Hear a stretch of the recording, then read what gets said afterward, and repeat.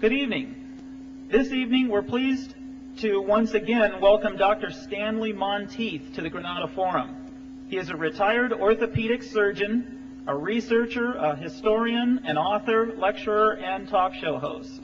Dr. Monteith has educated audiences both nationally and internationally on a wide variety of subjects and is particularly knowledgeable about teacher, author Carroll Quigley, having researched his life and times almost 30 years.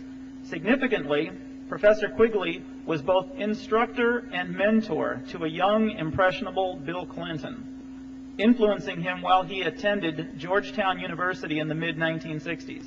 Not surprisingly then, in accepting the Democratic nomination for the presidency in 1992, Clinton publicly acknowledged Quigley.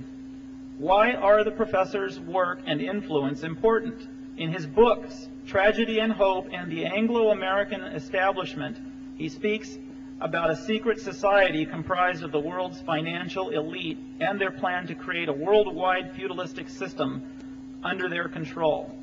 Today, they allegedly dominate both major political parties in America, making a mockery of the democratic process.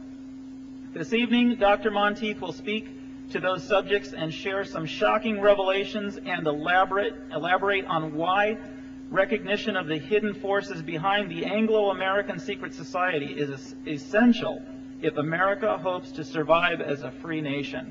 Now please join me in a nice warm welcome for Dr. Stanley Monteith.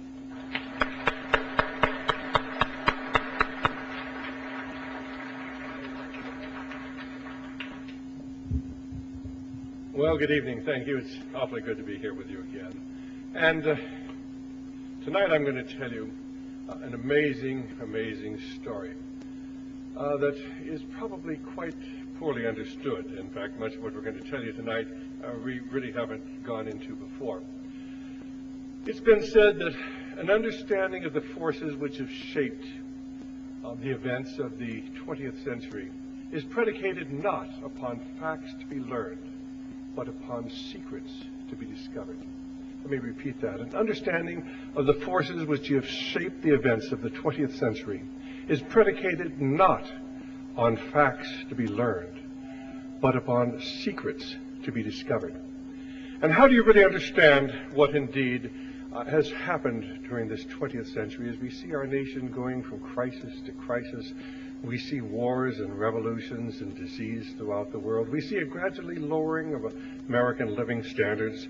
We see successive administrations, whether they be Republican or Democrat, who refuse to build any sort of a defense for America against nuclear attack.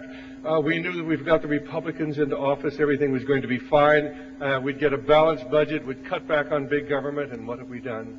Why, we've actually increased spending for next year and the year after that. In fact, many times the Republicans have been giving more money than the Democratic administration had asked for, and something's seriously wrong. Well, let me try to explain what it is. And as a preface, I'd like to tell you 3 poems, because these poems have to do with the shaping of our destiny. The first one was written in 1848 by Alfred Lord Tennyson, a British author, one of the greatest authors. He wrote the Charge of the Light Brigade. But he was also part of this belief in the British Empire, this idea that mankind could create a perfect world under Anglo-Saxon domination. The title of the poem is Locksley Hall. And this is what Lord Tennyson wrote. For I dipped into the future, far as any eye could see, saw a vision of the world and all the wonders that would be. Heard the heavens filled with shouting, and there rained a ghastly dew of the nation's airy navies grappling in the central blue, till the war drums throbbed no longer, and the battlefields were furled in the Parliament of Man, the Federation of the world. Then the common sense of most will keep the awe in fretful awe, and the kindly earth shall slumber, lapped in universal law. It was a wonderful dream, this idea of a world government under the benevolent rule of world rule to world law. In October of 1993, Arthur Schlesinger Jr. wrote an article that appeared in the Wall Street Journal. And this is what he said: "The world of law will not be attained by exhortation. Law requires enforcement. Let's not kid ourselves that we can have a new world order without paying for it in blood as well as in money. Maybe the cost of enforcement will be too great. National interest, narrowly construed, will be a safer rule. But let us recognize that we are surrendering a noble dream. Remember those lines of Tennyson that Churchill called the most wonderful of modern prophecies, and that Harry Truman carried in his wallet throughout his life, and that he quotes this poem that I've just given you. Now, why would Winston Churchill say that that was such a wonderful poem? I mean, wasn't Churchill dedicated to the British Empire? And Harry Truman, why, give him hell, Harry, why did he carry those words in his wallet all of his life? And then you look back to the time of Harry Truman's presidency, when the United Nations Charter was written and confirmed. And then, of course, we offered the Marshall Plan to Europe because Europe was in danger of going communism, and then we offered the Marshall Plan to the communists. And that didn't quite make sense. And then, of course, China went communist and Eastern Europe went communist, and then we went into the no-win war in Korea, all under Harry S. Truman, who carried the words to this poem in his wallet all of his life. The second poem I encountered when I went to live in Africa. And in the mid-1970s, I took my family, moved to South Africa, where I taught at a major university. And I was searching at that time, because I'd already heard of Carroll Quigley, I'd read his book, and I knew that South Africa had something to do with this move towards world government. And so it was that driving along the west coast of southern Africa, there I saw on a hillside this great monument. I didn't know what it was, but I was intrigued by it. I mean, what was this great granite monument doing there, with the pillars almost looked like a small replica of the Lincoln Memorial? And so I climbed the long stairway past row, tier after tier of granite lions that were guarding the entrance to this almost shrine. And there within the portico, you see this great statue, the bust of a man and a pedestal beneath it. And inscribed on that pedestal were these words: "The intense and brooding spirit still shall quicken and control. Living, he was the land, and dead, his soul shall be her soul." Those words were penned by Rudyard Kipling to honor the man who adopted the vision that was put forward in Tennyson's poem. A man who was intent upon bringing world government under Anglo-Saxon domination. His name was Cecil John Rhodes. The intense and brooding spirit still shall quicken and control. To quicken is to come back to life. Living, he was the land, and dead, his soul shall be her soul. And let me tell you that there have been many men who wanted to rule the world. I mean, certainly Julius Caesar or Alexander the Great. They say he died because he had no more worlds to conquer. Adolf Hitler, Rousseau.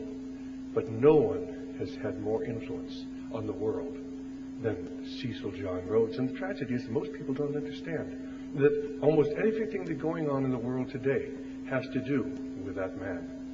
The third poem was written by James Russell Lowell. It was also written in 1848. And it really summarizes the essence of the battle in which we're involved. James Russell Lowell was writing about the crisis of slavery as it faced America and the moral wrong that was going on, and the eternal battle that has always existed between good and evil. And this is what James Russell Lowell said: "Once to every man and nation comes the moment to decide. And that strife of truth with falsehood for the good or evil side. Then it is the brave man chooses, while the coward stands aside, until the multitudes make virtue of the faith they have denied. Though the cause of evil prospers, yet his truth alone is strong. Though her portion be the scaffold, and upon the throne be wrong. But that scaffold sways the future, for in the dim unknown standeth God within the shadows, keeping watch above his own." And he was talking about a strife of truth with falsehood. Well, I briefly wanted to mention one of my favorite murder mysteries. And you may wonder what this has to do with the story we're telling you tonight, but it's a story written by Agatha Christie. It's called Murder on the Orient Express, and it's the story of this train line that runs from Istanbul to Paris, and it brings the mystery of the East to the rationalism of the West. And during the early part of the century, this work of fiction tells of this train, and of course there were a number of Americans on it, and there is a Monsieur Perrault, who is a Belgian police officer. He's a Belgian detective. He's the hero of many Agatha Christie murder mysteries, murder stories. And there's a very disreputable American on this train who tells Monsieur Perrault that somebody's trying to kill him, and he wants Monsieur Perrault to protect his life, and he'll give him $5,000. He'll give him $10,000. He's worried about his life. And Monsieur Perrault says, no, I'm not interested. And that night, that very night, this man is murdered. And he's stabbed to death. And there's a question of who did it. And of course, Monsieur Perrault is recruited by the member of the board that controls the railway to find out who the murderer is. And they happen to be trapped in the snowdrift somewhere in the great mountains along the route of the Orient Express. And Monsieur Perrault says, there are too many clues. There are too many clues.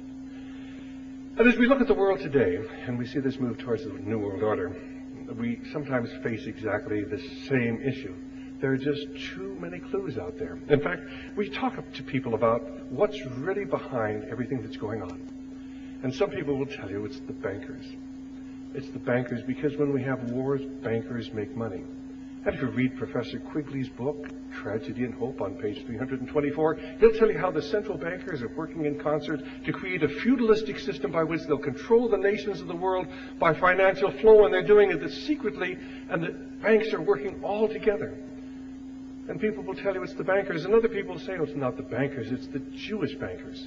It's the Jewish bankers, and they will tell you that the Federal Reserve has two types of stock, Class A and Class B, and all this money is going overseas, but you know, there's no evidence of any of that. And the tragedy is, if you look at the central bankers of the world, most of them are not Jewish. And that's what Professor Quigley says in his book. The vast majority of the central bankers are not Jewish at all. Well, there are other people who are going to say, well, you don't understand. It's really the Council on Foreign Relations. Because since 1953, every chairman of the Federal Reserve Board, the head of the central bank in America, has come from the Council on Foreign Relations. Do you realize that every head of the Arms and Disarmament Agency in the United States since 1953 has come from the CFR. All but one Secretary of State, all but one Assistant Secretary of State, all but one Director of the CIA since 1953 has come from the Council on Foreign Relations. And furthermore, 7 of the last 9 presidents came from the Council on Foreign Relations. The Council on Foreign Relations is America's invisible government that's running the world. And people say, no. The Council on Foreign Relations just is for America. It's the Bilderbergers, because the Bilderbergers combines the people of great wealth in America and the socialists in America, and they work with the Europeans, and they meet on a regular basis, and they pick our presidents, and Bill Clinton was picked by the Bilderberger group, and people said, no. It's the Trilateral Commission, because that includes the people from the Orient and from Japan and from the Pacific Rim, and this is an international movement towards world control. And others are going to say, you don't understand, it's really communism. Communism is the real enemy. Most people think that communism is dead. Communism isn't dead. The whole fall of communism was a sham. In fact, Gorbachev had actually created the Green Cross Foundation in the United States, taken the papers out for it 6 months before the phony revolution over there. Communism is in full military production for war. Don't you know that? You hear how the soldiers are starving, but they're building new nuclear weapons and new mobile intercontinental missiles, and America's unilaterally disarming, and that doesn't make any sense. And China's in full production for war, and there are 1.25 billion people who live under communism in China, and our government is doing everything they can to help them. And most favored nation treaty status, but not just that. Do you realize that 2/3 of all the new industries going in there are financed by American corporations and American international banks? Communism's the enemy. And others will say, oh, it's not communism at all, it's socialism, because every communist is a socialist, and there's a Socialist International out there, second, third most powerful organization in the world, and it has regular meetings, and the socialists throughout the world meet, and they work in conjunction with the communists to further their goals. And they say, oh, no, it isn't that, it's the humanists, because every communist and Every socialist is a humanist.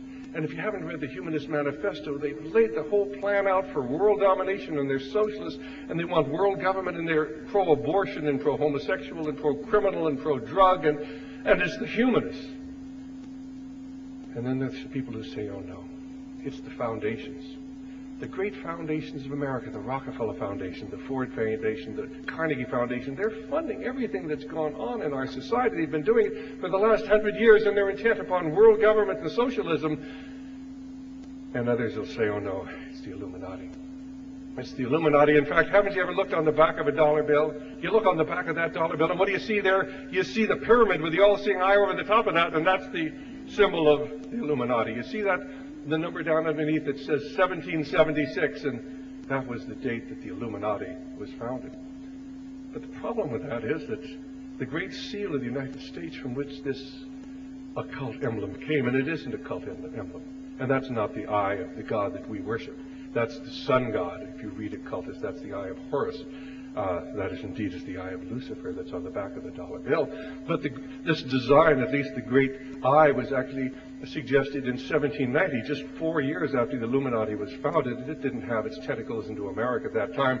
This was actually put on the back of the Great Seal of the United States in 1782, just 6 years after the Illuminati was founded. And the 1776, from the very inception, when they were designing the Great Seal, had to do with the signing of the Declaration of Independence.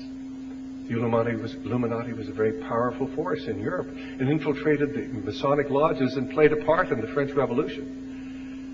Others will say it's not the Illuminati, it's the Lucis Trust. If you've never heard of the Lucis Trust, it used to be called the Lucifer Trust. And this whole thing is Luciferian, and the Lucis Trust used to be right in the United Nations Plaza. And it's working today, and you'll find people like Robert Mueller and Theodore Hirschberg, formerly at Notre Dame, and many of our key and most important people in America are tied into the Lucis Trust, which used to be the Lucifer Trust, and it's all Luciferian. And others are going to say, no, you don't understand. It's the Masons. Do you realize that 14 American presidents have been Masons? Do you realize that people wonder why they took God out of our schools and God out of our public exhibits, why we can't have four of the Supreme Court judges, of the 6 Supreme Court judges who voted to do that, were Masons, and the Masons have always supported separation of church and state in this wall of church and state because they worship a different God. And this indeed is a Masonic symbol. It isn't an Illuminati symbol. This is the Masons. And others are going to say, well, it isn't really the Masons, it's the New Age. The New Age has infiltrated every aspect of our life today. It's every place. If you haven't read the book, The Aquarian Conspiracy, you can get it, written by Marilyn Ferguson. And, if you look on the front of that, the symbol of theirs almost looks like 3 sixes intertwined. The New Age movement is certainly one of the most powerful movements in the world today. And then there's others who say, oh no, it's the oligarchy, it's the ruling houses of Europe. These are the royal blood that have been there for years, working behind the scenes, because one of them eventually will become the king of Jerusalem, who will be the Antichrist.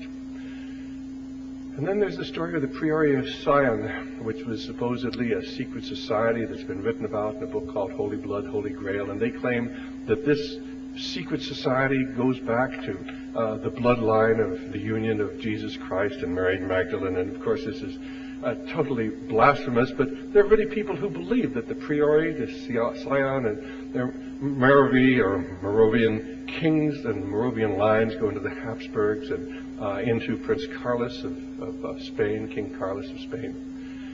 And then, of course, there are others who really believe that we're dealing with the Rosicrucians. The Rosicrucians come out of the mystery religions. It's a powerful secret society. It has branches right over in San Jose, in California, in the East, all throughout America. There are others who will tell you it's the Skull and Bones Society. After all, George Bush came from there. William Buckley came from there. Ties into the Central Intelligence Agency, secret society out of Yale. Other people, of course, will tell you it's Theosophy. Madame Blavatsky's secret society. Has their headquarters up here at Ojai, back at Wheaton, Illinois. It has tentacles into every aspect of our society. There are others who will tell you it's really the UFOs and those foreign little critters who are here beaming ideas down into our minds. And I'm reminded then of what Monsieur Perot, as did is he analyzed what was happening on the Orient Express. And of course now they're trapped in a snowdrift, and he's talked to all of the various suspects, and every single one of them had a motive for killing this American. And of course he is totally puzzled. There are too many clues. Everybody there has a motive. Well, as we look at what's going on in the world today, we are told, well, if we could just control abortion, if you are a moral individual and you will spend your efforts to do something about the murder of the unborn throughout, not only in America, but throughout the world, this is the real problem, abortion. Or if the real problem is homosexuality and which manifests the breakdown in our society, or it's crime, or it's drugs, or it's education, or environment, or evolution, or all of these things are real, and they're real problems. Population control, immigration. But you see, these are all issues that are being put forth so that we will be on the defensive. And as long as we are on the defensive, we are going to continue losing this battle. And so let me take you into something I know something about. And perhaps we can, by analyzing Professor Carroll Quigley and his writings, we can begin to understand what this whole incredible move towards world government is really all about. I got started this battle back in 1962. Cuba had just gone communist. Fidel Castro had been in America after the revolution. He had been lauded. He'd spoken to Congress. He had hugged Richard Nixon. He was going back from America to Cuba to fight communism. And then suddenly he was a communist. And something was wrong about that. I wasn't very smart at the time. I was just out of my orthopedic training. I was a busy young orthopedist in a community. Now has about 10 orthopedists. I think there were 2 of us there at the time. And we were just working day and night. But I began to be fascinated by what was happening. I began reading. And first of all, I learned about communism and the fact that the communists controlled almost a third of the people and a third of the landmass of the world. And this was rather scary because you see country after country after country going communist. And Eastern Europe had gone communist after the Second World War, and China had gone communist. And how did it all happen? And then we began to read the book, and we have it back here on the table, Foundations, Their Power and Influence. We found that the great foundations had been working to influence the American people to bring communism to China and to bring socialism and communist ideas into America. And then we learned about the Council on Foreign Relations. And then in 1966, a little-known professor back at Georgetown University named Carroll Quigley wrote a book.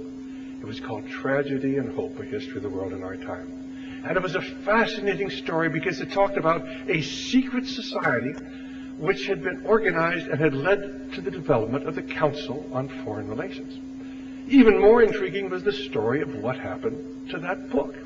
Because it was initially published and distributed by Macmillan, and no sooner was out than suddenly Macmillan was purchased by somebody else, and somebody destroyed the plates to the first half of the book.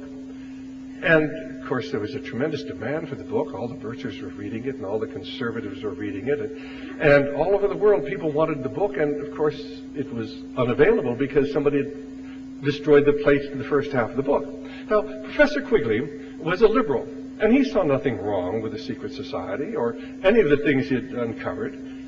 He just thought that people ought to know about it, and not only that, but he wanted the money that came from the royalties. And so he went to the publisher, and they lied to him. And for years, they lied to him about what had happened to the plates of the book. And when finally his wife got so mad that she went down and demanded to know what was happening, and they admitted the plates of the first half of the book had been destroyed, but they refused to ever publish the book in its entirety. They did republish the last half of the book, but it really didn't tell you much of anything. It had really no meaning. It's sort of like coming into a movie when it's 2/3 over and never knowing how it started. So, incidentally, if what I've told you sounds a little far out, we have a taped interview with Professor Quigley back there. I think we're just about out of them, but we have lots of them back home. It's in our secret government tapes, or you can get them separately. They're called the Carroll Quigley tapes. And Carroll Quigley will tell you just what I've told you. Well, Carroll Quigley's story, in essence, was this.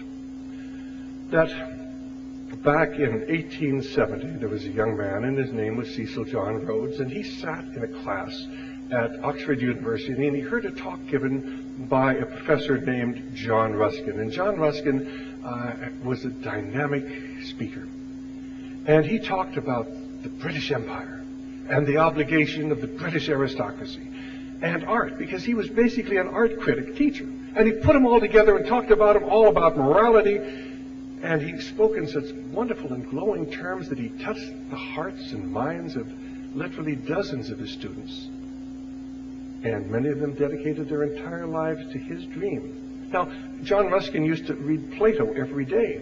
He believed in what Plato had written about the establishment of a world government under the rule of a ruling elite. That's what Plato really talked about in his Republic. He talked about the failings of democracy, but you wanted a ruling elite. And so Cecil Rhodes copied down in longhand what he heard that day in the lecture by John Ruskin, and he kept those words with him all of his life, and that became his purpose in life. He went off to Africa. He was able to buy the diamond and gold mines of Africa, and at a relatively young age, why, he was one of the wealthiest men in the world. Now, Cecil Rhodes then wrote a Confession of Faith in 1877. I've heard many stories about the Confession of Faith, but to my knowledge, I've only seen one other person who's ever actually had it. But we have it here reduplicated. Actually, as Cecil Rhodes typed it out, he wasn't a very good typist, but you'll see his handwriting here in a few places. And this is the Confession of Faith, and what he basically said is the fact that why shouldn't we form a secret society to take over control of the world? The idea, gleaming and dancing before one's eyes like a will-o'-the-wisp, at last frames itself into a plan. Why should we not form a secret society with one object, the furtherance of the British Empire, for the bringing of the whole uncivilized world under British rule, and the recovery of the United States, for the making of the Anglo-Saxon race, but one empire? And of course then, he attached this to the first of his 7 wills. And actually, he attached that to the first 5 of his 7 wills. And then he set out to recruit men to join this secret society. Well, of course, Rhodes was a ruthless individual. He was ruthless in dealing with people who thought he was his friends. He was ruthless with the natives of Africa. He would befriend some tribal chief and tell him, what a great friend he was, and then he'd send the British troops in to slaughter the people. He went into the Transvaal Republic, the Orange Free State, and befriended the Afrikaners, and then tried to create a revolution there in 1895. And finally, they got the Boer War going in 1899, and the Boer War was certainly one of the bloodiest wars. I mean, you're talking about a very, very small nation. The Afrikaners, there weren't that very many of them. But at the end of the war, there were 100,000 British casualties, and only 7,000 Boers were killed. One of the greatest tragedies of all time for the British. Well, we know a little bit from reading Tragedy and Hope, and that is that the secret society actually was formed. And in the inner core of that secret society, according to Professor Quigley, there were 3 men: William Stead, Lord Milner, and Lord Brett. Now, William Stead was the publicist, and he handled the propaganda in London, whipping up support for the war. Milner was the High Commissioner in South Africa, who promoted the war. And of course, Lord Brett, who later came to be known as Lord Esher. Lord Esher was the advisor to the King of England. And of course then, so they used the king, they manipulated the king, they manipulated the press, and they had their war going.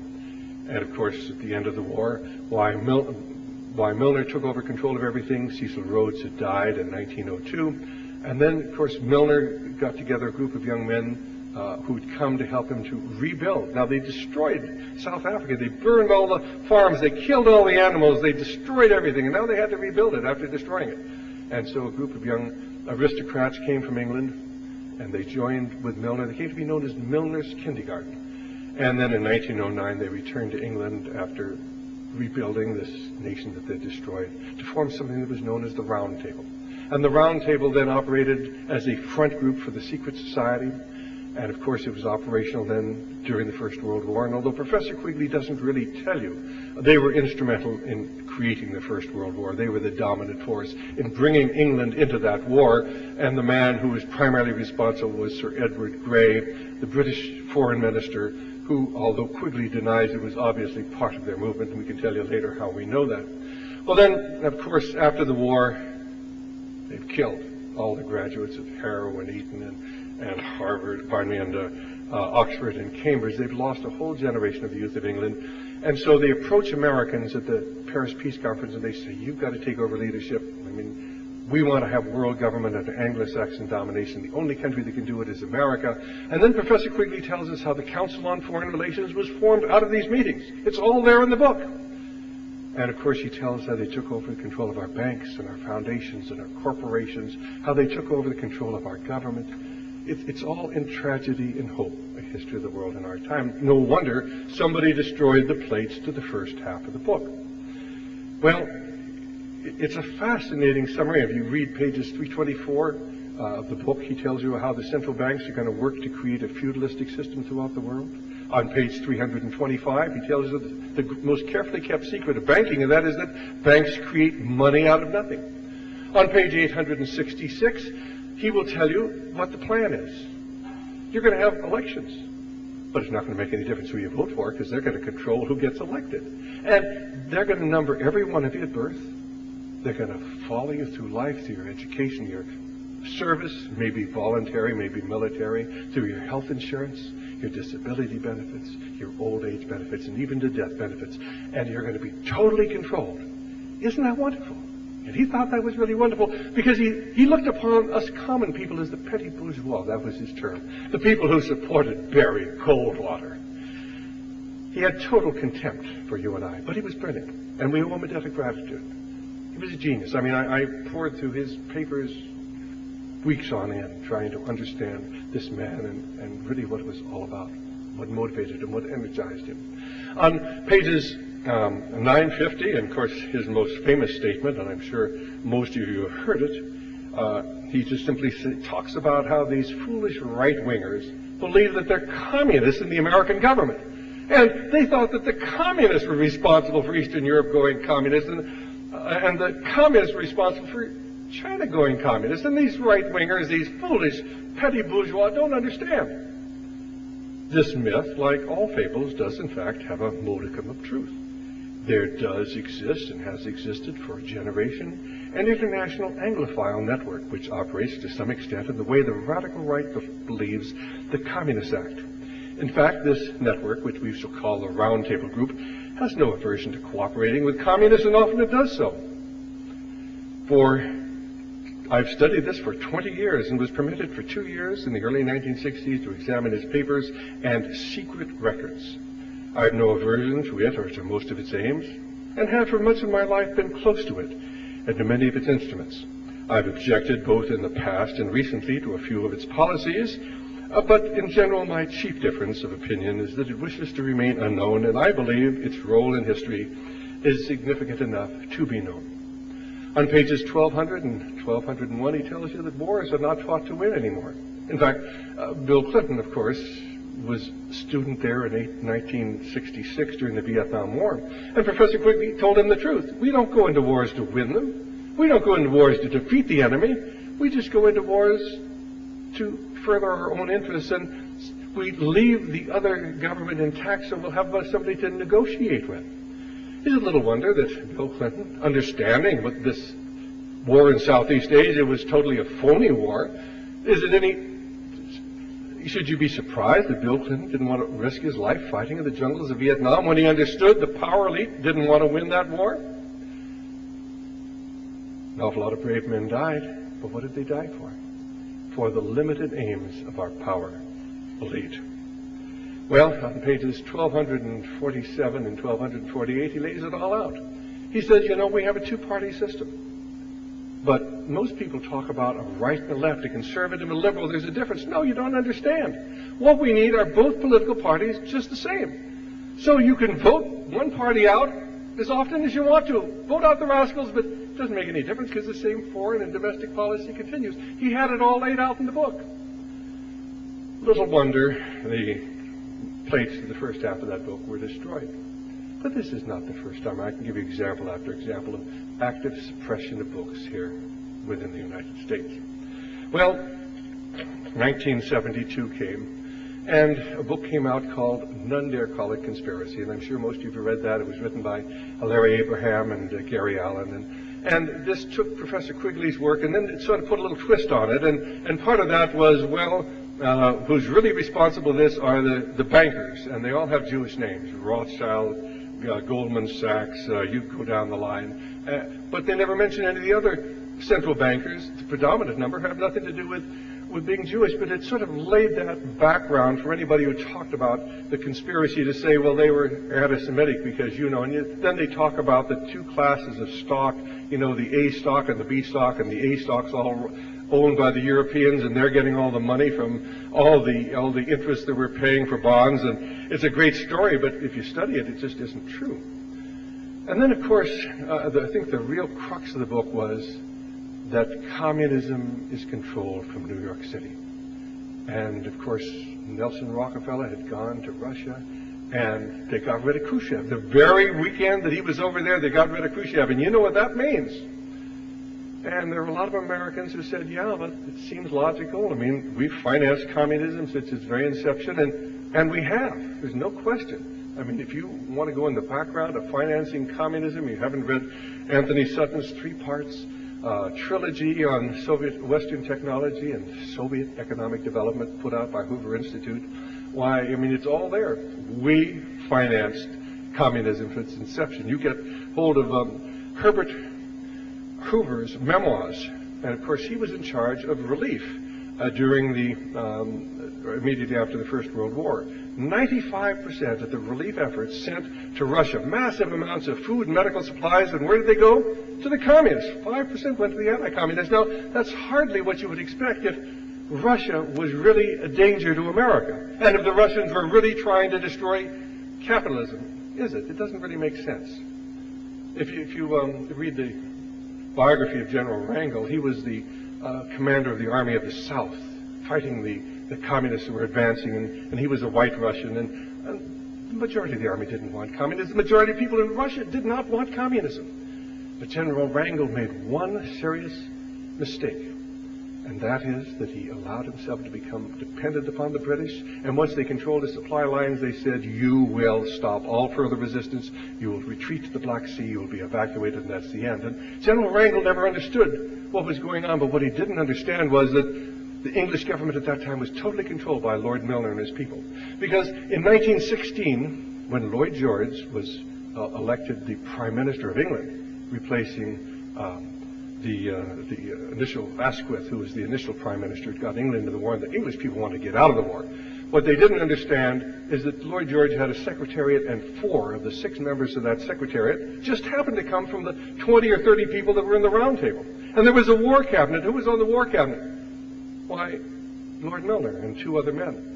But the entire staff of the war cabinet, 2 of them were selected by Milner and 2 were selected by Lord Esher, or who was Brett, who was one of the 3 original members of the secret society. And of course, there was Brett, there was Lord Esher advising the King of England. It was all controlled, it was all contrived, and they fought 4 bloody years for a war that was fought simply to destroy the infrastructure of Europe, so that they could bring in the League of Nations and a new world government. And if you want to challenge that, we can give you some of the documentation on it. Well, anyway, this is an amazing, amazing story that Professor Quigley laid out in Tragedy and Hope. But the question was, how did he know it? I mean, if you read Tragedy and Hope, there's not one footnote.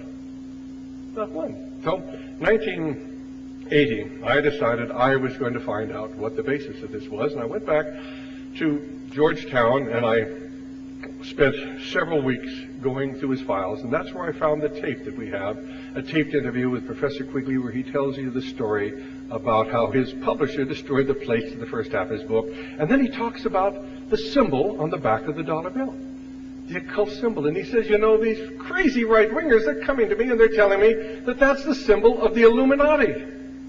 He said, that isn't the symbol of the Illuminati. That symbol goes back 5,000 or 6,000 years. That symbol has been used in pagan and ancient and mystery religions for 5,000 years. And most people don't know that. Most people don't know where that symbol comes from and why it's significant that on the back of the American dollar bill, this symbol exists. Well, anyway, I went to Quigley's papers. And, of course, how he found out about the secret society. I mean, how do you find out about a secret society when everybody's sworn to secrecy? Well, one man, in fact, there were 3 men who told us the story, or told him the story. 2 men told him the story. One, a man we've tracked down on our own. And the first was Professor Zimmern. And about 1946-47, Quigley was over in Europe studying the power structure of Great Britain, and he came across a man named Alfred Zimmern. He was a professor, and Alfred Zimmern told him that he had belonged to a secret society between 1910 and 1922. Now, if you read the book that was published the following year, The Anglo-American Establishment, we have it back there, Professor Quigley will tell you that the only way he could write about the secret society is because he knew somebody on the inside, but he never tells you who it was. The reason I know who it was is because I've got all of his papers. I copied them. Cost a fortune, but we've got volumes and volumes of these papers. All of his letters to Zimmern, where they're trying to calculate who was in the secret society when it was first formed. And the letters from Zimmern to Quigley and Quigley to Zimmern. So Zimmern is the one who told him about it. In the book, The Anglo-American Establishment, Quigley says that Zimmern was in the secret society between 1910 and 1922. And the reason that Zimmern got out was, he was an idealist. He went into the secret society. He believed in the First World War. It was to change the world. It was to defeat the Germans. And, of course, the French were their allies. The Germans were the enemy. And he could go along with all the carnage and the horror of the war, although I'm sure it must have bothered him somewhat. It would bother any moral individual when you realize that there were about 21 million people killed, about 7.5 million soldiers, and about 12.5 million civilians, and probably twice that many injured and carrying the pain of their wounds to their death, maybe 50 or 60 million dead and wounded during the war. And I'm sure that must have bothered Zimmern, but Germany was the enemy and France was the ally. And then immediately after the First World War, suddenly the secret society shifted gears, and now Germany was the ally and France was the enemy, and that was too much for Professor Zimmern, so he dropped out. Now, he was afraid to talk about it, but he told Professor Quigley. And Professor Quigley then spent 20 years researching this. Now, there was one other man. His name was William T. Stead. You remember there were three people in the secret society, Stead and Milner and Brett. How do we know that? Well, fortunately, Stead was thrown out of the secret society because he didn't really believe in the Boer War. And so he wrote about it in his diary. And we have the pages from his diary back there, or some of them are reduplicated in This Is America, Destined for Dictatorship, because I've simply taken many of these books and taken the important pages out. And Stead actually talks about how they sat around at his home at Mulberry House in 1891 and plotted how they were going to create the secret society. And then, of course, he has the letters from Rhodes to him in about 1900, talking about the secret society, and he republished those in a book called The Last Will and Testament of Cecil John Rhodes. So there's no question at all the secret society was formed, and here we have Stead attesting to it. We have Professor Zimmern attesting to it, and one other man. His name was H.G. Wells. H.G. Wells had actually spent a great deal of time with the members of the secret society. And if you read Wells' great book, it's entitled An Experiment in Autobiography. And Wells tells you that between 1902 and 1908, there were a number of men who met together at a dinner club. And there was Lord Milner, there was Leopold Amory, and the name may not mean much to you, but Amory would have been part of Milner's kindergarten, part of the Round Table, and he was the man who, in 1939, stood up as a member of Parliament, pointed at Chamberlain and said, "You've been here too long, go." That was what they'd said to Cromwell several hundred years before. And, of course, Chamberlain resigned, and, of course, that brought in Winston Churchill. Winston Churchill was part and parcel of this movement. How do we know? Well, first of all, because we have a letter that he wrote to H.G. Wells. We got it out of the Wells Library back at University of Chicago, I think it is, where Churchill says to Wells, "I really can't talk about this outside of this secret circle." Well, Wells, who was in the secret society? Well, there was, in the coefficients that met every week or so for, 6 years, 1902 to 1908. There was Milner, Lord Grey, who was the foreign minister who took England into the war, Lord Brand, who was the CEO of Lazard Brothers, so-called international Jewish banking house. Actually, it was controlled by a member of the Round Table, just as in the United States, Lehman Brothers. Boy, doesn't that sound Jewish? Who was headed by Pete Peterson, a Greek who became chairman of the board of the Council on Foreign Relations for many years. And so they keep those Jewish names out there, and they do it intentionally, so that your attention will be diverted from what this is really all about. But so many of these organizations are actually headed by people who tie into this secret society who are not Jewish at all. So let's, then we had Lord Cecil, and so there were actually 5 people on one side, and they were all part of the British aristocracy. They were the ruling elite, and 3 of them, Brand, Milner, and Leopold Amory, were all part of the Round Table group. On the other side, you had H.G. Wells, you had George Bernard Shaw, you had Bertrand Russell, you had Sidney and Beatrice Webb, and you had the founders of the Fabian Socialists. And they plotted for a number of years how they would bring about a one-world socialist government.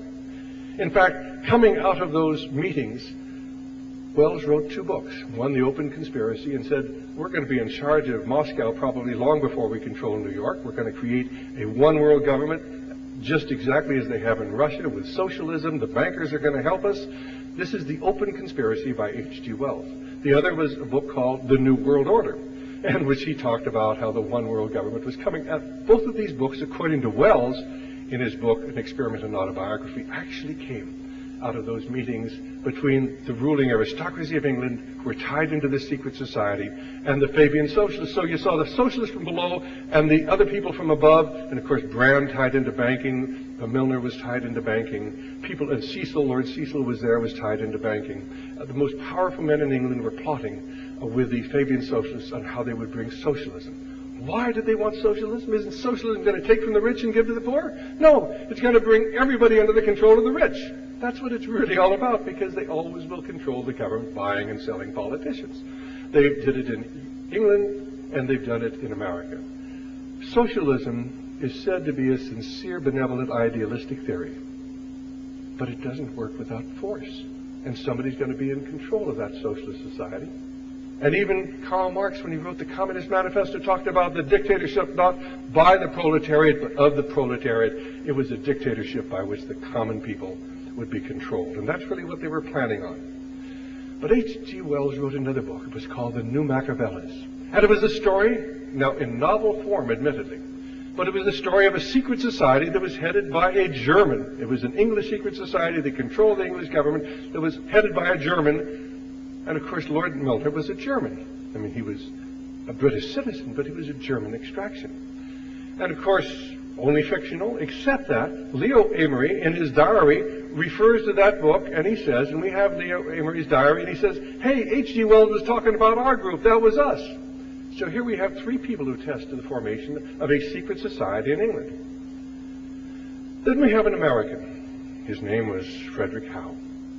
And Frederick Howe was at the Paris peace negotiations after the carnage of Europe had come to an end. And he was a real idealist. I mean, he was one of these head-in-the-clouds liberals who could justify the First World War because England had to honor a 50-year-old treaty with Belgium where England promised that they would defend Belgium if attacked. And so treaties were sacred, and if treaties weren't honored, how would we ever have world peace, the world law? How would we ever have the Parliament of Man, the federation of the world? And so Frederick Howe was there in England with Colonel House, and Howe was one of the chief men in this whole movement. It was called the Inquiry. And there you saw Thomas Lamont, who was a partner in J.P. Morgan, and you have John Foster Dulles, and Allen Dulles was there. Christian Herter, you remember Christian Herter became Secretary of State. John Foster Dulles became Secretary of State. Allen Dulles head of the CIA. But all these men, this was 1919. But Howe was there too. And he was asked to go over all of the treaties dealing with Palestine, the Palestine area.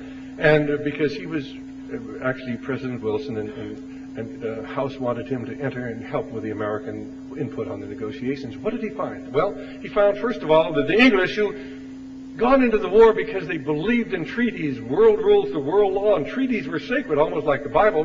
The English had first of all promised the Arabs that if they came in on the English side, that they'd give them Palestine. Then they made a secret treaty with the French, and they promised that they'd give the French Palestine. And then they promised to give, through the Balfour Declaration, the Jews Palestine. And they'd given Palestine to 3 different groups. And suddenly Frederick Howe realized they don't believe in treaties at all. It's all been for nothing. All these people have died. This carnage, this horror. I mean, you talk about warfare. I mean, what happened on the Western Front and the bayonet charges, the trench warfare. 4 bloody, horrible years. If you've ever read into the stories of the people who were there, horrible, horrible, horrible carnage. It's all been for nothing. And so Frederick Howe said, what was it really all about? And so Frederick Howe thought, well, it has to do with economic imperialism. Maybe it had to do with commercial interests, so that the British would be able, commercial interests would have a better trading advantage over the Germans. Maybe that was what it was about. And then he said that a group of men came to him. They were known as Lord Milner's men, and he named them. They were the men who surrounded the Prime Minister at that time. This is 1919. The Prime Minister of England is Lloyd George. And they said to Frederick Howe, you know, we've got to get you to join with us to create this world government. This is what it's all about. And he said, you know, they didn't even know the meaning of the term economic imperialism.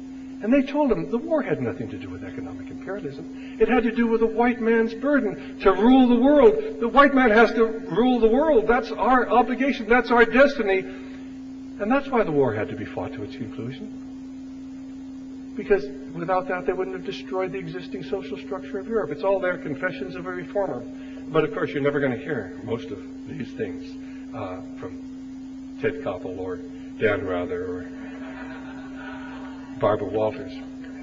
Well, they have one other person who will attest to what this is really all about, Admiral Chester Ward. Admiral Ward is quoted in Barry Goldwater's excellent book. Actually, we have the quotation in here, or you can get it from Kissinger on the couch, which Chester Ward wrote with Phyllis Schlafly. And Admiral Ward, 16 years in the Council on Foreign Relations, finally came out and said, look, he said, this is what it's all about. There is a small clique within this organization that is totally dedicated to the destruction of national sovereignty, and they're totally dedicated to world government. And of course, he felt this was terrible. He was a man, a member of the military, a Judge Advocate General of the Navy, who really believed in America's independent state. And he realized the Council on Foreign Relations was being used to program people to support this internationalist dream for the Parliament of Man, the Federation of the world.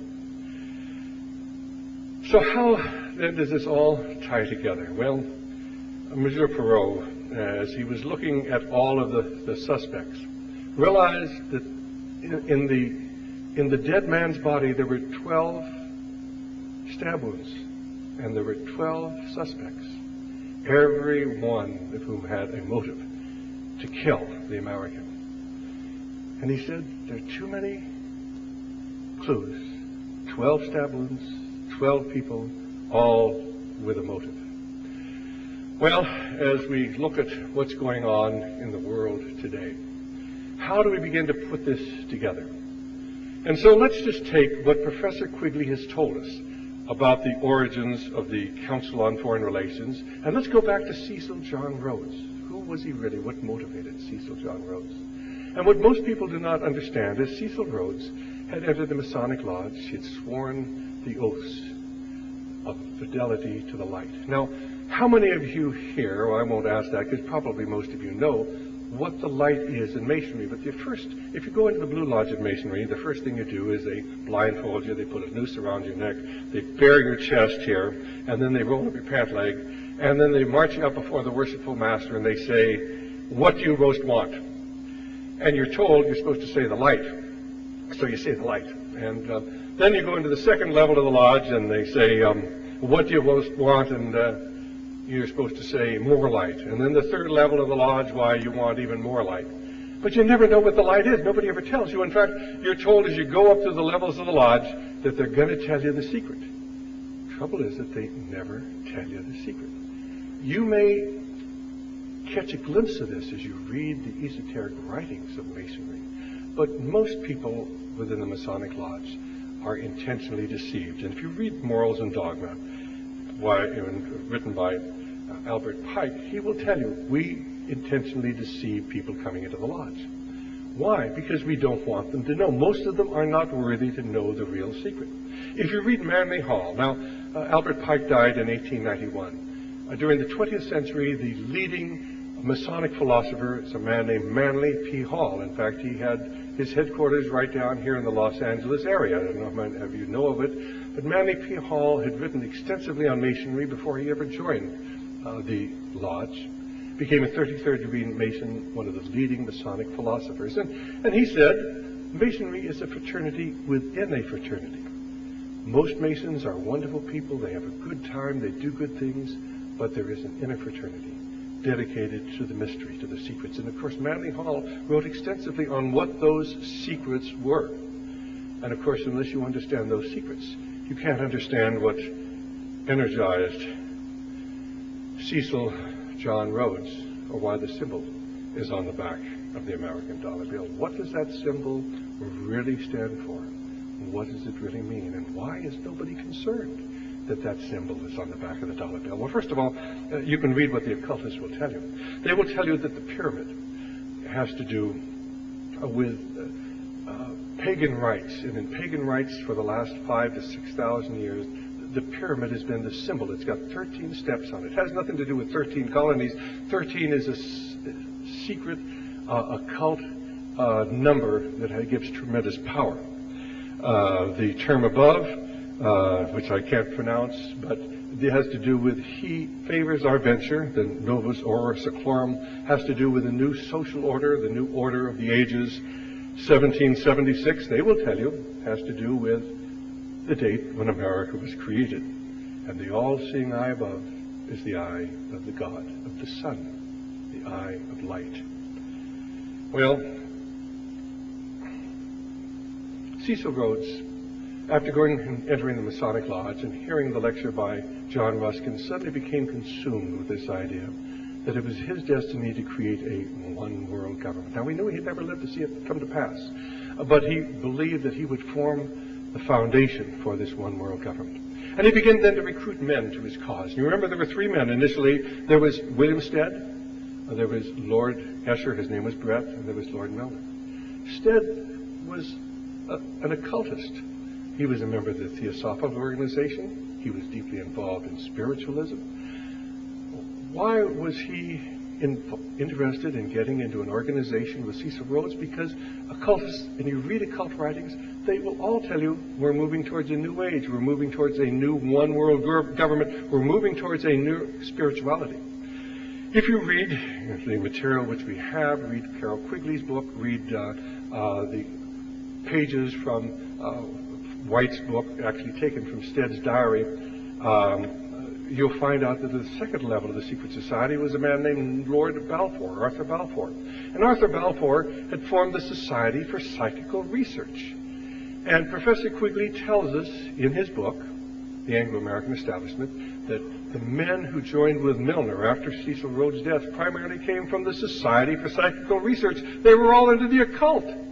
And this is the common denominator behind everything that's going on. If you go into the Council on Foreign Relations today, you'll be amazed to find how many of these men are into the Lucis Trust, are into Theosophy, are into Masonry, and the underlying focus of everything that's going on today is occultism working within every one of these organizations. Now, most people think communism is an atheistic form of philosophy. In other words, Karl Marx was an atheist. He talked about religion being the opiate of the masses. And then most people are usually incredibly naive. Karl Marx was a Satanist. And if you haven't read the book, Marx and Satan by Reverend Wurmbrand, who spent 14 years in a communist prison, you have to, and we carry that through our ministry. And Marx and Proudhon and Bakunin, who were the three leading socialists at that time, were all into Satanism, and they embraced socialism as a means of destroying Christian civilization, Western civilization. That's what it was really all about. Mikhail Gorbachev today is a New Ager. You go to his State of the Union, State of the World forums in San Francisco or down in Mexico, and the whole theme is occultism. And what does Mikhail Gorbachev talk about? What we need is a one world order, a new world order, and a new world spirituality. At the recent conference that was held in in Rio de Janeiro. It was called the Earth Summit Plus 5, or whatever the original meeting was there in 1992. They had a new one earlier this year in 1997. And they're stressing new spirituality. What are they talking about? They're talking about doing away with the Judeo-Christian ethic and replacing it with a new world religion. If you get into the background of Masonry and you begin studying what the Masonic philosophers will tell you about the light, if you read Albert Pike, and he actually goes into some detail talking about, and here I think on page 321, he says, Lucifer, the light bearer. Strange the mysterious name to give to the spirit of darkness. Lucifer, the son of the morning. Is it he who bears the light? Doubt it not. Lucifer is the god of Masonry.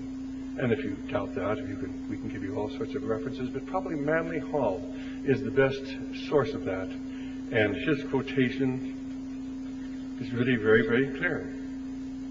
And he basically talks about the strength of a man was not given to be used destructively, but that he might build a temple worthy to be the dwelling place of the great architect of the universe. When the Mason learns that the key is the proper application of the dynamo of living power, he shall have understood the mystery of the craft and the seething energies of Lucifer in his hands. And that comes from his book, The Lost Keys of Freemasonry. It's all Luciferian. That's the driving force behind Masonry and Theosophy and the Lucis Trust, behind communism, behind the Council on Foreign Relations. Behind all of this is Luciferianism. Of course, here we're out there, we're trying to, elect people to public office, and we're going to save things, we're going to save America because we're going to elect Bob Dole to president. He's a 33rd degree Mason. And so is Jack Kemp, who ran with him, and they were running against Bill Clinton, who comes from the Council on Foreign Relations and the Trilateral Commission and the Bilderbergers. Did you ever give a sucker an even chance? This symbol is the symbol of the mystery religions. The mystery religions, which have always been there since antiquity, since the Garden of Eden. The battle really started in the Garden of Eden. You saw it played out when Cain killed Abel. Why? Because Cain resented the fact that there was supposed to be a blood sacrifice, and God didn't want his sacrifice of grain. He hated Abel because Abel was favored by God. It was the same battle that you saw when God destroyed the whole earth, other than Noah at the time of the Great Flood. And you saw it played out when you had the destruction of the Temple of Babylon, when Nimrod wanted to unite all civilization under his leadership. You saw it at the Mount of Temptation when the devil offered Christ the whole of the world, all the kingdoms of the earth. He would only kneel down and worship him. And that same battle is being played out today in our halls of Congress, in our Supreme Court, being played out in our schools. There's a battle between good and evil. But it's not imaginary, it's not theoretical. How do you explain abortion today with worldwide probably the murder of 500 million unborn children? How do you explain the AIDS epidemic, which today is decimating Africa? We have the statistics out of Africa. They're being collected by the U.S. Census Bureau. Doesn't that make you feel good? We're monitoring the HIV epidemic in Africa. Now, we're not monitoring it in America. We have no statistics in America that are comparable to what we have out of Africa. But in Africa, if you look at the nations in Central and Southern Africa, the capital cities, and any of you want this, we'll be glad to send it to you or tell you how you can call the U.S. Census Bureau and get it. The incidence, low incidence, that's you and me that have no identifiable risk factors, about 15 to 36% are infected and they're all going to die. High risk, that's Army, the people in the government who use prostitutes, people with STDs, from about 40 to 86%. In Harare, 32% of the low-risk people, the capital city of Zimbabwe, 86% of the military and high-risk people are all infected and they're all going to die. The greatest human tragedy of all time. And what are you reading in your newspapers? Well, less people are dying in America from the disease. Now, they don't tell you the same number of people are coming down with AIDS every year, and 50,000 a year, but less people are dying because we have medicines. But that's not doing any good in Africa and Asia, where they're allowing this epidemic to be used for genocide. If you read the Bible, You read Revelation 6, 8. They tell that a quarter of the world is going to be destroyed by famine and plague. And if you read the NIV, I believe, or one of the other, it talks about by the plagues. This is a biblical plague of truly biblical proportions. We're involved in the most amazing battle of all time, and everybody's fighting the wrong enemy. And it's about time that people started talking about what Masonry really represents, because we've got the writings of the Masons who tell you it's Luciferian. And I don't care what the people say, well, it's good. Look all the good we do. Look at all the good Adolf Hitler did. He put in great new roads all across Europe, the Autobahns. And they improved the health care. And they improved the education for the people of Germany. Of course, the people in the occupied areas, they didn't give much education to, as Adolf Hitler said, just teach them how to be able to read the road signs so they can stay out of the way of my tanks, but don't educate them. And that's why we're not educating the kids in America today, because we're intentionally dumbing them down. That's why we've taken God out of our schools, and 4 of the 6 Supreme Court judges who voted to take God out of our schools were Masons. The Masons have always wanted to destroy Christianity in America and to destroy the fabric of this society, and that's simply the inner core of this Masonic organization. Now, much of what I told you about the background of the Council on Foreign Relations is contained in this, and we're working on a new treatise. We'll have it in a couple of weeks. So those of you who listen to my radio program every Saturday on K-Bright, let's get a plug in. It's noon every Saturday, 7:40 a.m. We'll tell you as soon as this is available.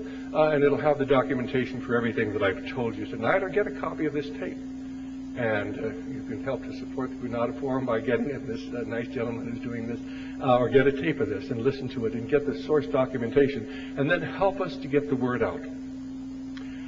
Many years ago, Whittaker Chambers left the Communist Party and identified Alger Hiss as having been a communist spy. Now, Alger Hiss was the man who wrote the United Nations Charter.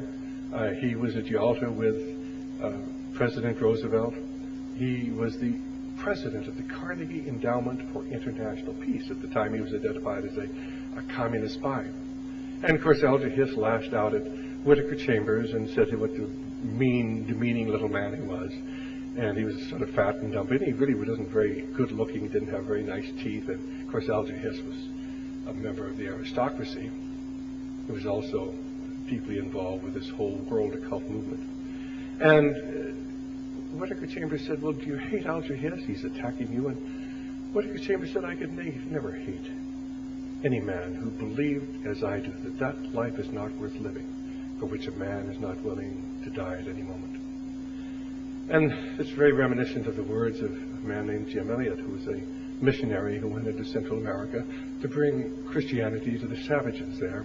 And he died on his last trip in, but shortly before that last trip, he was asked, well, aren't you afraid of the danger? And he said, no. He said, that man is no fool who gives that which he can never keep to gain that which he can never lose. That man is no fool who gives that which he can never keep to gain that which he can never lose. We're involved in a spiritual battle today. And so I sincerely hope that many of you will join together with those of us who pledged our lives, our fortune, and our sacred honor in this epic struggle. After all, you have nothing to lose but your lives. You have eternity to gain. Remember those immortal words of James Russell Lowell. Once to every man and nation comes the moment to decide. In that strife of truth with falsehood for the good or evil side. Then it is the brave man chooses, while the coward stands aside, until the multitudes make virtue of the faith they have denied. Though the cause of evil prospers, yet his truth alone is strong. Though her portion be the scaffold, and upon the throne be wrong. But that scaffold sways the future, for in the dim unknown standeth God within the shadows, keeping watch above his own. Thank you, and God bless you.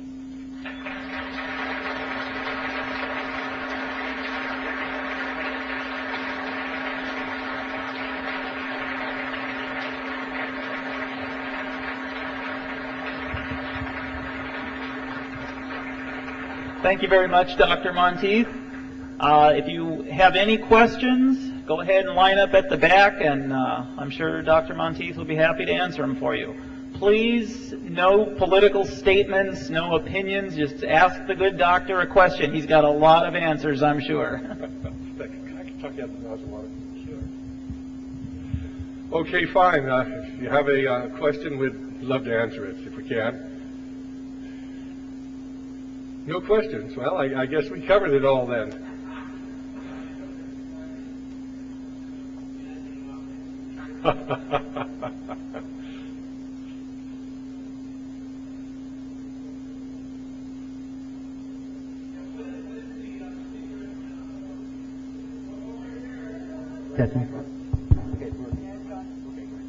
What is the New Age religion? Is that dealing with the environment and all? Do you know, is the New World religion that they're trying to put on us? Oh, what about the environment, its relationship to the New Age and the New World religion? Is that the question? Yeah. Well, that's it. I mean, they're using the environment to justify all sorts of increased government control. These people really have a worship of Mother Earth. They've substituted a worship of the God of the heavens for the earth. And it's paganism, and it's this old idea that we are all one. You are part of me, I'm part of you, you're part of the floor, I'm part of the ceiling, we're part of the trees and the flowers and the animals, and it's this pagan concept that has gripped the minds of so many people. Anything to draw people away from the truth that is recorded in the Holy Scriptures. Now, you have to understand that the environmental movement is largely being funded by the great foundations, the Lawrence Rockefeller Foundation. You go into the background of the funding of the environmental movement, and it comes right out of our great corporations. And why are even many of the corporations that are being impacted by the environmental movement funding it? Because they're not as interested in profit as they are in increasing the power of government over the lives of the people. And of course, the whole environmental movement then gets into sustainable development. Key phrase. What it really means is we got to kill off a lot of people so that we don't use up so many of the natural resources. And that is the major motive behind the genocide that is going on in the world today. And if you haven't got a copy of my little monograph on population control, we can either give you one or you can send, and we'll send it to you. But it's vitally important that people get that, understand that there is genocide going on throughout the world today, and it all ties into the environmental movement, the outlawing of DDT. DDT was not outlawed because it was entering the food chain, because it was killing people. It was outlawed because it was saving lives. And we give you the documentation on that. Alexander King from the Club of Rome talked about the tragedy that DDT was saving so many lives in Guyana. And Worthing, I think that's his name, actually had talked about how his major objection to DDT was because it was keeping people from dying. There is a Malthusian philosophy out there that ties into this whole thing. That manifests a hatred of humanity because humanity is God's highest creation. Okay, thank you.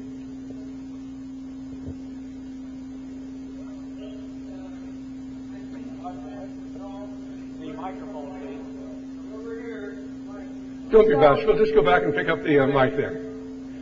So the ultimate executive behind all of this is the bankers?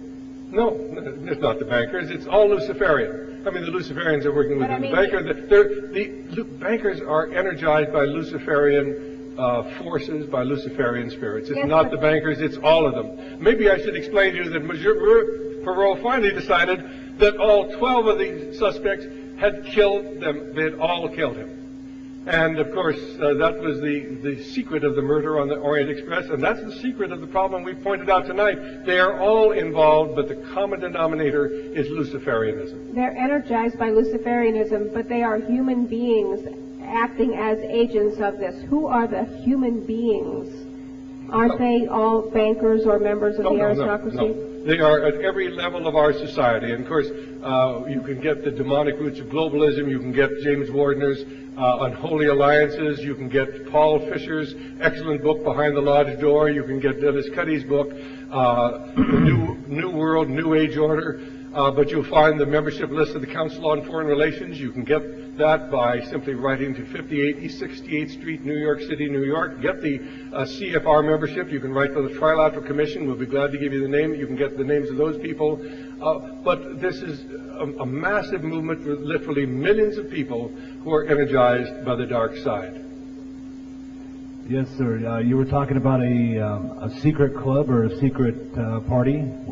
What's the name? What's the exact name of that? It never had a name. It was originally, the front organization was called the Round Table in England. In England. In England. And when it came to America, What year was that? the front was the Council on Foreign Relations.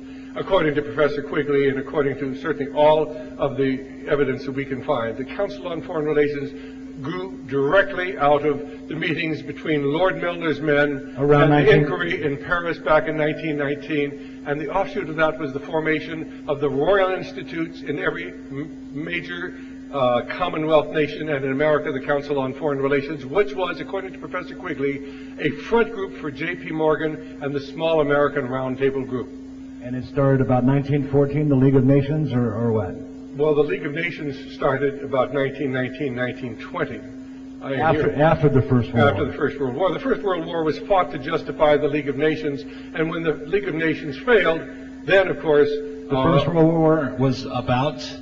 The League of Nations, yes. Unbelievable. Well, if you'd like to document that... Is that unbelievable? Well, I don't mind if you question that. I'd suggest you get my interview with No, I'm not doubting that. It's just amazing. Well, unbelievable is amazing. Well, we have, fortunately, an interview I did back in 1980 with Norman Dodd. Now, Norman Dodd was the Director of Research for the Reese Committee, which was commissioned by the 83rd Congress to investigate the great tax-exempt foundations. And in the course of the investigation, one of his research assistants, Miss Catherine Casey, had the opportunity of going through the early records of the Carnegie Endowment for... What year was this? This was, well, she was going through this in 1953 or 54. This is way after. But the records she was going through were 1908 and 1909, before the Carnegie Endowment was even incorporated. And he tells the story, it's on the tape, and she found that the members of the board were actually talking about how can we change the world, what's the best way to change the world, and they decided that war was the best way to change the world. And when they decided on that, they said, well, how can we get America into a war? That's what he told me in 1980. They sat at the round table and said, how can we have some more? Well, it wasn't the round table, it was the Carnegie Endowment. In England? No, in America. In America. Right. All right, thanks a lot for your time. Okay, thank you. Yes, Hi. sir. What I would like you to do is, I've got a son here that's just starting school, and I'd like you to address the issue of what should be the motivation and the goals of young Christian kids starting off on a career path.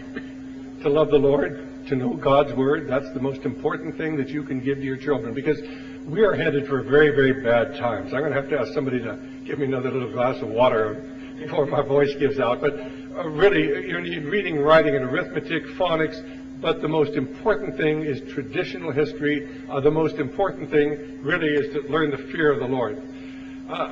Freedom does not come from doing whatever you want to. Freedom comes from doing what God tells us to do and following the Ten Commandments. There is no such thing as freedom if there's not restraint. Bring your child up in the ways of the Lord, and that's what we're called to do, and that's the best advice I can give you, sir.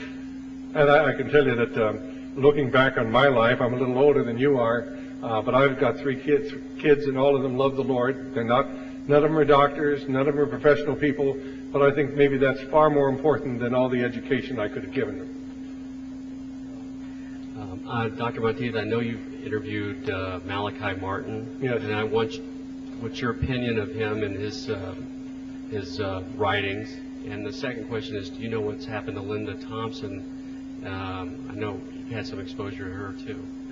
All right, I don't know what's happened to Linda Thompson. Haven't heard from her in a long time. Malachi Martin is one of the most fascinating people around today. I think he's right on as far as his description of what's going on in the Catholic Church. In other words, the Catholic Church has been infiltrated, but the Protestant Church has been infiltrated too. But the primary drive of the Masonic movement was always to destroy first the Catholic Church and then Christianity altogether. And I think that what Malachi Martin says about the Masonic influence, about the satanic rituals are true. And I take that not only because he has said it, but Pope Paul VI, before his early demise, talked about the satanic smoke over the Vatican, and recently an exorcist, he's an archbishop from Africa, a black Catholic, has spoken about the demonic and satanic influence within the Vatican itself. So I don't think there's any question at all. He's right on. And of course, this idea that the Pope wants to lead this whole move towards world government would suggest that perhaps his allegiance is not to the God of the heavens, but to a political agenda. And I think this is rather frightening. I think we are indebted to Malachi Martin for what he's written. Until I had read the late in his life interview with Norman Dodd, I personally had never heard of the Société Générale de Belgique, but lately on the internet, on some of the conspiracy discussion groups, I've seen speculation that they have... I'm getting to it. I've seen speculation that the Société Générale has co-opted the leadership of the Round Table, the Pilgrim Society, and I'm wondering if you can tell us anything from your research. Well, I remember spending a couple of weekends with Norman Dodd, a wonderful gentleman, and he used to talk about the Société Belgique. It certainly was a very, very powerful force dealing with Belgian international interests, mining in Africa. I really believe if you see what's happened in the Congo recently, they've gotten rid of Mobutu, they've gotten rid of Belgian and other interests, and America is moving in. That probably the Société Belgique has been somewhat eclipsed by the Anglo-American power structure. But you know, when you start, you know, who is the final arbiter? Who's really in charge of everything? Who are the three men who rule the world? I don't know, but I know who rules all of them, and that, of course, is Lucifer. I also know that if you read occultic writings, they talk about the inner government. They will tell you that Colonel Edward Mandell House, who led the inquiry to Paris in 1919 and was the man who manipulated Woodrow Wilson and really worked to prolong the war, to get America into the war, to ensure that Russia survived. We could spend an evening. Sometime you'll invite me down and I'll tell you the story of Colonel House, because his diary has been intentionally suppressed. It was bought up in 1976 by Times Mirror. So they copyrighted it so it couldn't be copied. It was given to Yale University to be kept for 50 years, available 1976, bought up by Times Mirror, copyrighted so it could be printed. I was there in 80, and they said it's going to be released any day. I called within 6 months. They said it's going to be released any day. They're simply suppressing it. That's how you suppress things. You copyright them. But certainly Colonel House is part of what's known as the inner government, at least according to the occultists. Société Belgique, where it fits, I can't tell you. Dr. Monteith. Yeah. Let me just answer. The papers of Colonel House, his diary, is still back at Yale University. There are only 4 copies in the world, and I know where they all are. And we'll talk about that sometime if you give me another invitation. Fascinating, fascinating insight into one of the most evil men in the world. And of course, the only way to understand Colonel Edward Mandell House was to understand that he was an occultist, and that's where his mystical powers came, and how he was able to control President Woodrow Wilson and the prime ministers and premiers of all of the European powers. Yes, sir. Yeah, Dr. Monteith, you briefly touched on something that I really wanted to ask you about. In the World Almanac, 1996, it states that in the United States we have 158 million Christians of all denominations. If this were to be true, how could a people of one unity and accord allow what's happened in this country to happen when you see Christian pastors standing up on Sunday or whenever they have services complaining about what's happening out there? But let's do nothing but pray about it. Let's let God do everything for us. I think in God's eyes, that kind of negates our purpose for being alive here on the planet. Could you kind of expound on that a little bit? All right, fine. Well, that's one of the great problems of our time, is the fact that the Christian church has been neutralized. Now, it's been neutralized because when young men go to our seminaries, they are taught that all you have to do is read Romans, and Romans 1 says, or Romans 2, I've forgotten, Romans 1 or 2, I think it's Romans 1, and it says that all government officials are there by ordination of God, and you are to be subservient to them, and if you're not subservient to them, you're not being subservient to God. And since it says that in in the Bible, it's got to be true. Well, it's not true at all, because Paul was writing a letter to the Romans living in Rome in the first century. If they spoke out, they tried to oppose the power of government. They were, subject to all sorts of horrible retribution. But more than that, I do not believe for 1 minute God wants us to be subservient to the Luciferian forces in our society today. Now, that doesn't mean we ought to take up arms. But it does mean we have to speak out and tell the truth. We've got to educate our ministers. We've got to educate our board of deacons. And that's why the information you heard tonight is important, but the documentation. You're really going to need this, and I hope we'll have it done. I've been working on this I started out, I thought it was going to take me 2 weeks. I've been at it for 4 months. We'll have it very soon. Get it to the ministers, get it to the board of deacons, and say, you have an obligation. We're dealing with Luciferian forces at the highest echelons of our government. This has nothing to do with politics. It has nothing to do with Republicans and Democrats. The Christian hierarchy has been infiltrated. We've got people out there working with so-called Christian quasi-political organizations telling us we got to elect Bob Dole. Bob Dole? I mean, But I think there's another element. I really think that there's a spiritual blindness out there among Christians. And we've got to take those blinders off. And the only way we're going to do it is what we're doing. I've chosen talk radio because I think it's a great medium. And if you don't listen to me, why, I hope that you will. And get others to listen and get them to support our efforts. We have 17 stations across America. And we've done it. We're just, my wife and I and my son and a few of my loyal friends in Santa Cruz who come up and answer the phones and fold the letters and help us. And there are other people doing this. And support anybody who has a voice. If you have a voice, try to get others to support you. If you don't have a voice, then support the people who do have a voice. We have to get the word out. We're working against time. Things are unfolding at such an incredible, incredible speed. But we still have this window. And of course, but more than that, earlier on they talked about the spiritual aspect of this. And certainly 2 Chronicles 7:14, prayer. Pray for our leaders. Pray for our ministers. Pray for our nation. Prayer is so important. We have to, if we were worthy, I believe God would intervene. Now, he may very well be so angry at America, he's just going to destroy this nation. I don't know what's going to happen. But I know that the more people we can lead to the Lord, the more people we can get to really stand firmly on a spiritual foundation, the more people are going to be able to survive in the terrible, terrible times that lie ahead. We are in for some bad times. But our nation is spiritually blinded, sir. Yes. Dr. Monteith, I don't know if you've ever run across Doc Marquis.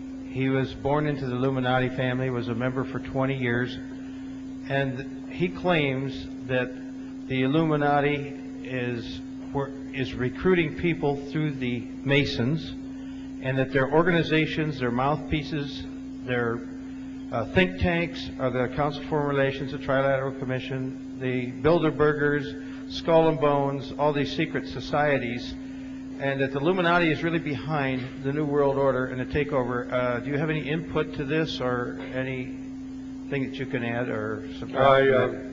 No comment. Hello. I've been studying theosophy for the past couple years, and as far as I can see, it's only derived from the highest spiritual standards. I don't see anything Luciferian in it. Perhaps I'm just at the very bottom of the pyramid, but there are these study groups all over the world, and nothing about Lucifer is ever mentioned, but a lot is mentioned about, like I said, how the highest spiritual standards. So where can I get more information to corroborate what you're saying about it? The Dark Side of Freemasonry that we have back there is one book, and you get in touch with me, I can get you all sorts of books that will get you in the background of theosophy. It comes from the very pit of hell. Have you read The Secret Doctrine, Isis Unveiled, the others? Well, we're reading The Secret Doctrine right now. It takes a while. Actually, Madame Blavatsky is deeply involved with Luciferianism, and she made many, many references to it. But I think if you want two books, one is the dark side of Freemason. The other side is the demonic side of globalism. We have both of them back there. They're $10 each. And if you don't want to put out the money, you can write to me, and I'll tear out the pages or copy the pages and get them to you. But The thing is, it is a fraternity within a fraternity. It's going to get good people in, just like the Masonic movement did. You see, Theosophy came out of Masonry. And Madame Blavatsky was a female Mason, as it were, whatever that means.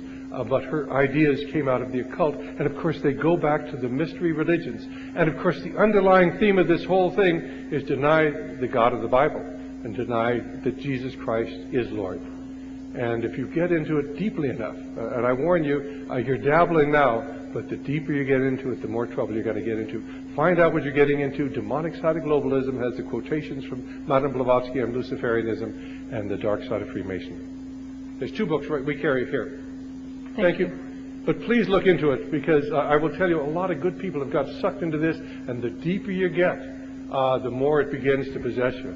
But I don't believe that Jesus Christ is the Lord of all, being a Jewish person, and I believe that there is a lot of truth before Christ was supposedly born on this earth. So if that's the basis you're coming from, I don't agree with that, because what we study in Theosophy comes from philosophies long before Jesus Christ, from Sanskrit and Hindu and Eastern religion. It sure does. And where do those Eastern religions come from? And what is their source of their power? What is the source of the power of the Eastern religions? And, of course, it's Lucifer. But I hope that you really will look into this, and I hope it will bring you to the same understanding that I've come to through 68 years of study. Yes.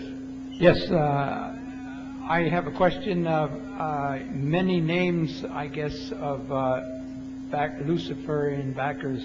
Are there a shorter list of names who are anti-Lucifer?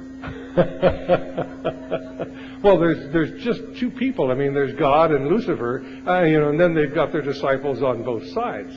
And I would like to think that I'm on the good side, but Lucifer has a lot of disciples out here, and they really are people who are Luciferian. They really do believe that, you see, what worship of Lucifer does. If you worship Lucifer, then you become your own God. And you remember the serpent's message in the Garden of Eden, if you eat of the fruit of the tree of the knowledge of good and evil, then you could be as God. Well, if you don't worship the God of heaven and you worship Lucifer, then you can become your own God. You can do whatever you want to. You determine what's right and wrong. But in the final analysis, then you don't need the Bible, you don't need God, you don't need salvation, you don't need a Savior. And that's really what this whole battle is all about. And if they can convince you, in fact, there's one quotation that we have, if you're interested, I could read it. It comes from Albert Pike. The true name of Satan is Yahweh, reversed. For Satan is not a black god, but the negation of God. The devil is the personification of atheism or idolatry. For the initiates, this is not a person, but a force created for good, but which may serve for evil. It is the instrument of liberty and free will. And you can be free if you worship Lucifer. But the trouble is there's really no freedom unless there are restraints, and those restraints come from God. Including yourself, what are the top 10 that we could follow their teachings? I'm sorry? Along with yourself, who are the top 10 anti-Lucifer? Don't follow my teachings. I have nothing to offer. I just repeat what I learned from the Bible in my studies. If you read the Bible, you follow the Lord. That's the person you follow. Don't follow for me or anybody else. Hello, Mr. Monteith. This is the second time I've heard you. I heard you the other day on Cape Wright. My question is this. You just stated, if I heard you correctly, that Yahweh reversed is Satan? That's what Albert Pike said. That's what Albert Pike said. Right. Okay. I quoted that from Morals and Dogma. If you want the exact page, I can give it for you. Yeah, no, I'm just curious because I've been following Zechariah Sitchin's work. You good? Zechariah Sitchin? Mm-hmm. You probably haven't heard of him. He's been researching the ancient texts of the Sumerians and so forth. But the name is very pronounced the same way, Yahweh, or Yahweh. Mm-hmm. Exactly. I was just curious when I had heard that. I'm just telling you what Pike says. Okay. And what he's saying is, if you really want to be free, then you worship the devil. That's where you get liberty, and that's why people worship Satan, because now they can become gods. They can create a perfect society without God. They can create a new world order. And that's what they're all about. They are going to create a one new world utopian order without God.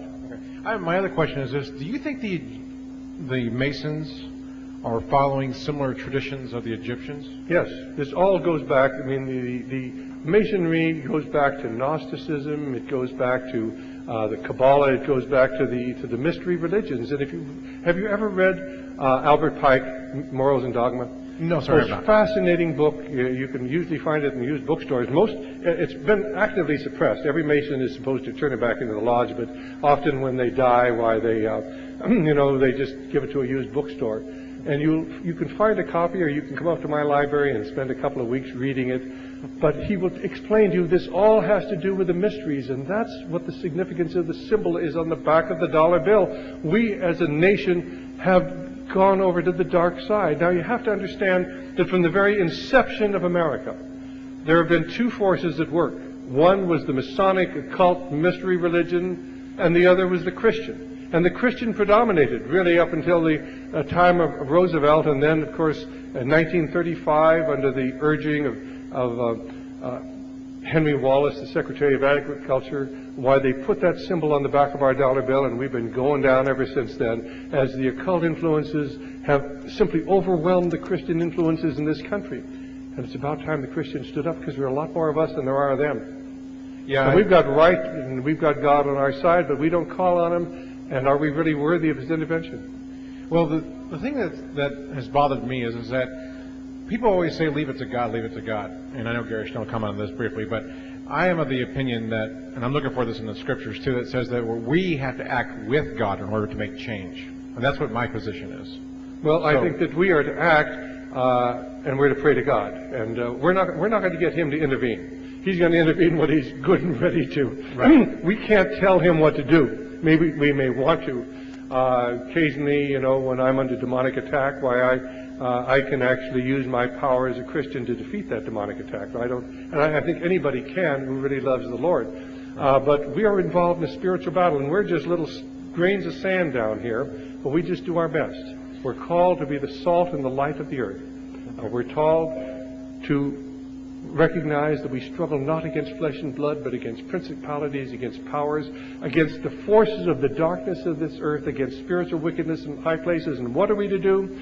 Put ye on the whole armor of God, that you may be able to withstand in the evil day, and having done all to stand. And boy, have you ever seen more evil days than we have right now. Definitely. Okay. Thank you, Doctor. Thank you. Ephesians 6. I was waiting for someone else to ask this, but I guess I'll have to do it. Where do Washington and Jefferson and Adams fit into your scheme? All right. Washington was a Mason, but he was not into the occult aspect of it at all. He was a sincere Christian. And as he began to, he attended some Masonic meetings early on, but he wasn't a regular attendee, and I don't think he ever recognized the occult influence. He certainly wrote letters condemning the influence of the Illuminati, which was trying to get into America in the 1790s. So, in my estimation, Washington was a good Christian, but you have to understand that when America was founded, this was a treasonous act of treason against the crown, and these men's lives were in danger, and so many of them went into the Masonic Lodge because here they could have secret meetings and they could plot the overthrow of the British monarchy without fear of exposure. At least they hoped that. Now, Thomas Jefferson was a Mason, and he really was involved with all of the with the occult, really. He believed in a deity, but he didn't believe in Jesus Christ, although he called himself a Christian, and I have his writings where he did. He did not believe that Christ was God, nor in the supernatural. If you ever read the Jefferson Bible, you see what he really believed. I believe Adams was a Christian. In fact, Adams had a falling out with Jefferson because of his Masonic beliefs, and certainly Adams felt very, very strongly that Jefferson was betraying this dream that they had of creating a Christian republic. So you see this conflict. Certainly Benjamin Franklin was strongly involved with the occult, as was Thomas Paine. And we could talk about the secret Georgia Guidestones, which I mentioned last time I was here, in Elberton, Georgia, this occult monument back in Georgia, which is really dedicated to Thomas Paine. If you read the background in the books we've uncovered since then, Thomas Paine was brought to America by Benjamin Franklin. Thomas Paine then was a professional revolutionary who went to France to create the revolution there. In fact, the whole world revolutionary movement has its foundation in the occult. America was the only nation that had a revolution where we had a strong Protestant ethic, and America then created a free society. In France, they had the revolution, and they went right back into dictatorship. The same thing happened in all the countries of Europe. I think you said Washington and Adams were Trinitarians. You believe that? Beg pardon? You believe Washington and Adams were Trinitarians? No, I don't think so. I think Adams was probably a Unitarian, Thank but you. I think that he believed in the divinity of Christ, and I believe that George Washington did. But they may not very well have been the Trinitarian beliefs of today. I'll try one more and sit down. You think then that you can rally the United States of America by disowning Washington, Adams, Jefferson, Paine, and those people? Well, I don't think that we can rally them behind Jefferson, because I think Jefferson was involved in the occult. And I think what we have to recognize is these two parallel tracks I talked of. And we have to be objective, and we have to be informed, and we have to talk about the occult and Masonic influence that has been here since the inception of America. Some people will tell you America is a Masonic republic. It's not. But it is. There has always been the Masonic influence. And if you go back and you look at the streets of Washington, D.C., you'll see that they are laid out in Masonic symbology. And every one of the buildings back there has a Masonic plaque on it. The Masons are here, and they're working like termites. Only the foundations of our republic now are fairly well eroded. Do you know anything about James Clerk Maxwell? No, I don't. The unified field theory? No. Or anything about our mathematics being changed so we couldn't advance scientifically at the turn of the century like we should have? That's not my field, sir. Okay, well, I'll just ask, do you think Teddy Roosevelt was originally a fairly good president, but he was bought off to run against Taft? I think he was into this whole Masonic thing. If you read Arthur Schlesinger, he will tell you that Teddy Roosevelt was our first aristocrat. He was part of this whole movement. Now, we have an image of Teddy Roosevelt. That's our image, but sometimes our images are not reality. It's sort of symbolism over substance. They create our images for us. I love the image of Teddy Roosevelt, this rugged individualist out there, fighting the battle at San Juan Hill and shooting the bears. But he really believed in this whole idea of an aristocracy ruling the masses, just as his namesake Franklin Delano Roosevelt did. But I'm drawing upon what Arthur Schlesinger says, and Arthur Schlesinger Jr. is part and parcel of this whole movement, knows a lot more about it than I do. I wish that the image we had of Teddy Roosevelt was true, but I'm afraid it's not. We have many idols with clay feet. Doctor, there are no more questions. We want to thank you for coming this evening. Thank you so much. It's been a pleasure.